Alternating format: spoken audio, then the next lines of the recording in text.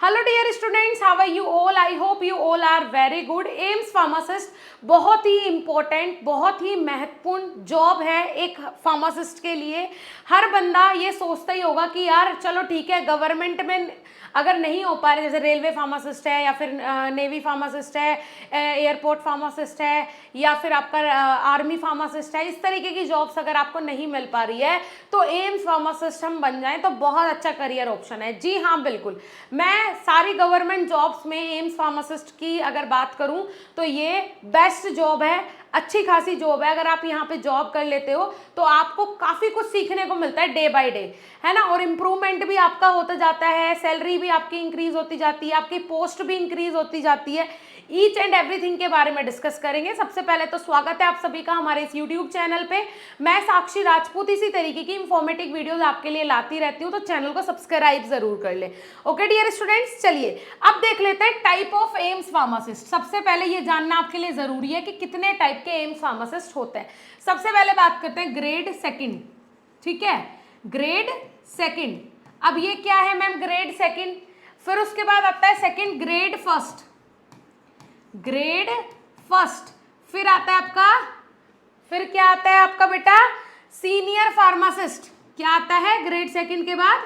1 second, senior pharmacist.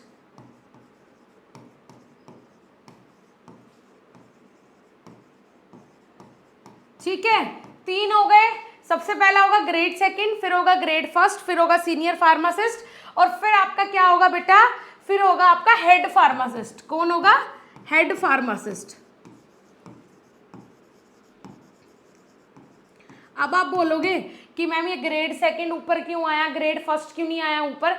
चलो ठीक है, इस कंफ्यूजन को भी दूर करते हैं। जो भी बंदा, जैसे आप हो, आपने एम्स फार्मासिस्ट का फॉर्म फिल करा, फिर आपका सिलेक्शन भी होने जा रहा है, तो वो कहाँ होगा? वो ग्रेड सेकंड में होगा। कहाँ होगा?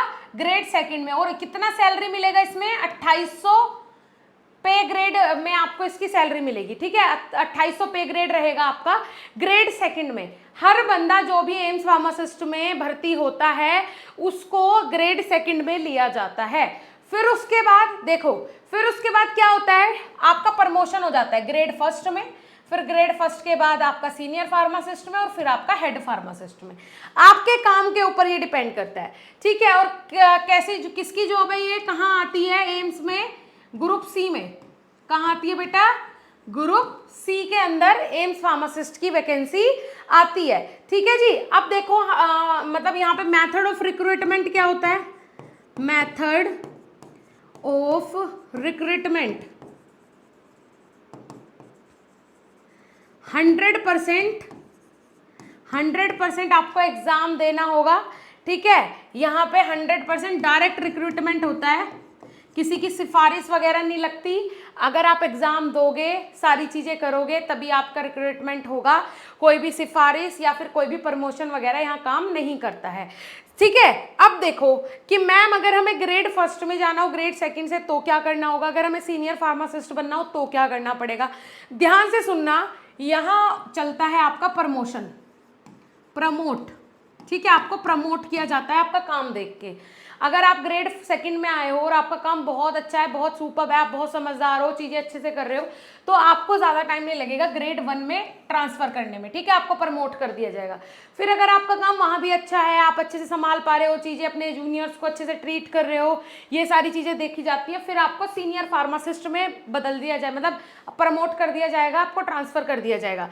फिर उसके बाद आ जाता है हेड फार्मासिस्ट लास्ट में। जब आप सारी जिम्मेदारियां समझ जाते हो, लगता है सामने वाले को कि हाँ भाई अब ये बंदा परफेक्ट हो गया, तो आपको हेड फार्मासिस्ट वहां का बना दिया जाता है। वैकेंसीज की बात करें तो फार्मा ट्यूटर, ये देखो बेटा, फार्मा ट्यूटर करके एक वेबसाइट है।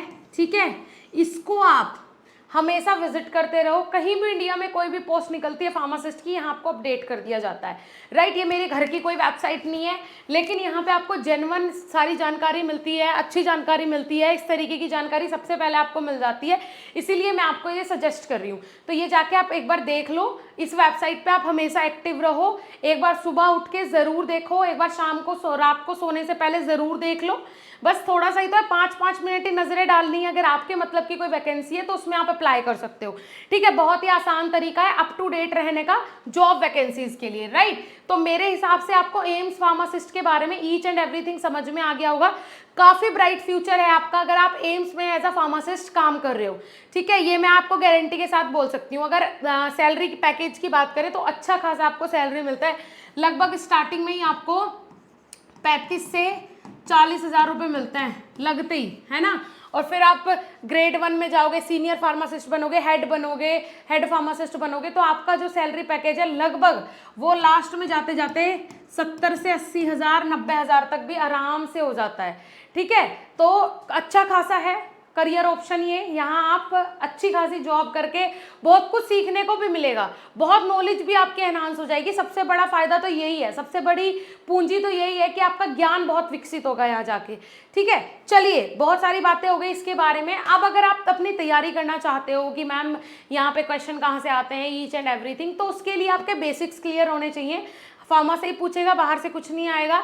तो आपके अगर बेसिक्स क्लियर होंगे तो आप आसानी से क्लियर कर लोगे ये एग्जाम, कोई दिक्कत वाली बात नहीं है। थोड़ा डिफिकल्टी लेवल ज़्यादा होता है इस एग्जाम का, मैं ये नहीं बोलूँगी नॉर्मल होगा, नहीं, डिफिकल्ट होगा एग्जाम थोड़ा बहुत, तो आप इसके लिए एक बार देख लीजिएगा, ठीक है। चलो ओके बच्चों, अब एक बार जाके ना हमारा ऐप भी विजिट कर लो, बीएसपी फार्मेसी ऑफिशियल। वहाँ डेली बेसिस पे लाइव क्लासेस चल रही है, इसी तरीके के जो डाउट्स वगैरह आपके वो क्लियर किए जाते हैं। तो एक बार जाके देख लो, विजिट कर लो। बी फार्मा और डी फार्मा दोनों के ही लाइव क्लासेस अवेलेबल है हमारे एप्लीकेशन पे। जाओ एक बार विजिट कर लो। Thank you.